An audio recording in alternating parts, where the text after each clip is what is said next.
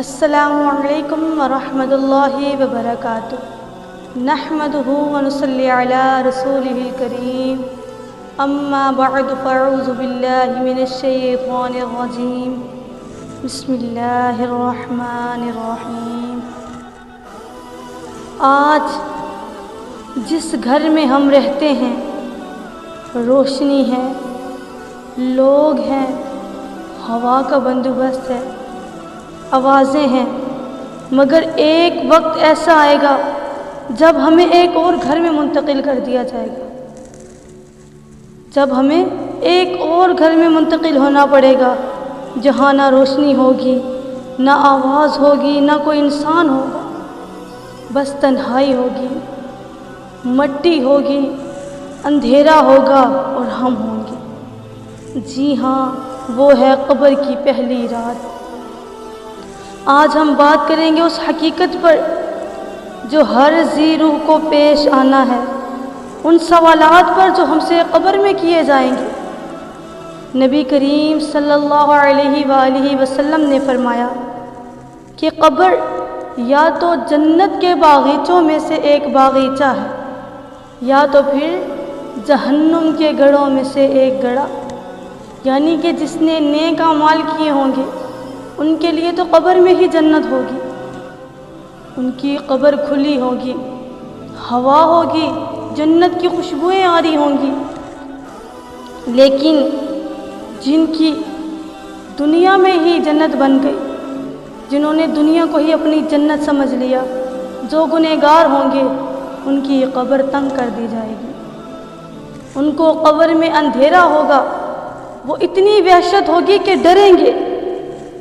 قبر کی پہلی رات جب ہمیں مٹی میں دفن کر کے لوگ واپس چلے جائیں گے، ہماری دعائیں، ہمارا مال، دولت، اولاد سب پیچھے رہ جائیں گے، بس اعمال ہوں گے، صرف اور صرف اعمال ہوں گے جو ہمارے ساتھ جائیں گے، چاہے وہ اچھے ہوں چاہے وہ برے ہوں۔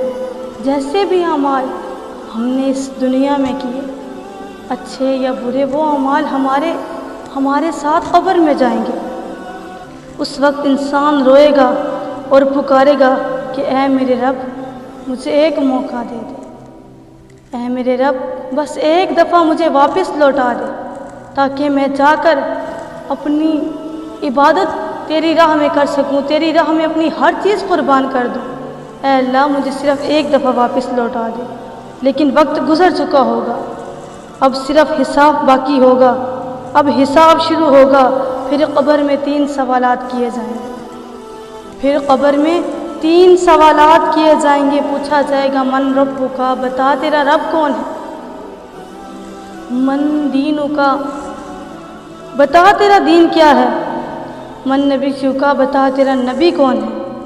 اگر دنیا میں دل ایمان سے بھرا ہوگا، زبان قرآن و سنت سے آشنا تھی اور زندگی دین کے مطابق تھی، تو قبر جواب دے گی میرے رب اللہ ہے، میرا رب اللہ ہے، میرا دین اسلام ہے اور میں گواہی دیتی ہوں۔ قبر کہے گی کہ میں گواہی دیتی ہوں کہ محمد رسول اللہ صلی اللہ علیہ وآلہ وسلم اللہ کے رسول ہیں۔ ایمان والا بندہ آرام میں رہے گا، قبر کشادگی کر دی جائے گی، جنت کی خوشبوئیں آئیں گی۔ لیکن اگر دل دنیا کی محبت میں گم تھا، زبان صرف گانے، جھوٹ اور غفلت کی عادی تھی، تو وہ زبان رک جائے گی، آنسو بہیں گے مگر جواب نہیں بنے گا۔ پھر عذاب کی شروعات ہو جائے گی، قبر تنگ کر دی جائے گی، سانپ بچھو مسلط کر دیے جائیں گے، سانپ اور بچھو اس کا ساتھ بنیں گے، اور وہ کہے گا یا لیتنی کنت ترابا، کاش میں مٹی میں ہی رہتا، کاش میں مٹی میں ہی رہتا۔ اے انسان، اگر تجھے رب نے اتنا کچھ عطا کیا تو غرور کس بات کا کرتا ہے؟ تجھے غرور کس چیز کا ہے؟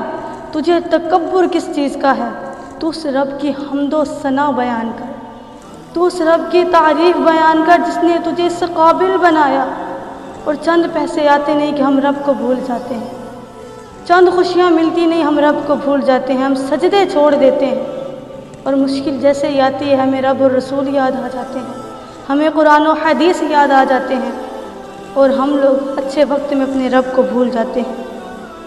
کیا ہم اپنے بچوں کو صرف دنیا کے امتحانات کی تیاری کروا رہے ہیں یا قبر میں جو سوال کیے جائیں گے ان کی بھی تیاری کروا رہے ہیں؟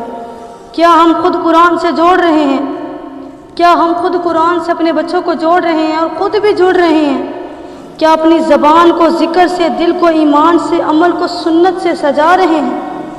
یاد رکھیں، قبر کی رات اٹل ہے، وہاں کوئی دوسرا نہیں ہوگا، صرف ہم اور ہمارے اعمال ہوں گے، ہم اور ہمارے اعمال ہوں گے۔ قبر کی پہلی رات اندھیری، تنہا، خاموش، لیکن اگر دل روشن ہے، ایمان تازہ ہے، ایمان زندہ ہے تو قبر بھی روشن ہو جائے گی۔ تو آئیں آج اللہ سے دعا کرتے ہیں کہ یا اللہ ہمیں ایمان کی دولت سے قبر میں کامیاب فرمائے۔ اے اللہ ہمیں وہ زبان عطا فرما جو تیرے سوالوں کا صحیح جواب دے سکے۔ اے اللہ ہمیں ان لوگوں میں شامل فرما جو تیرے محبوب بندے ہیں۔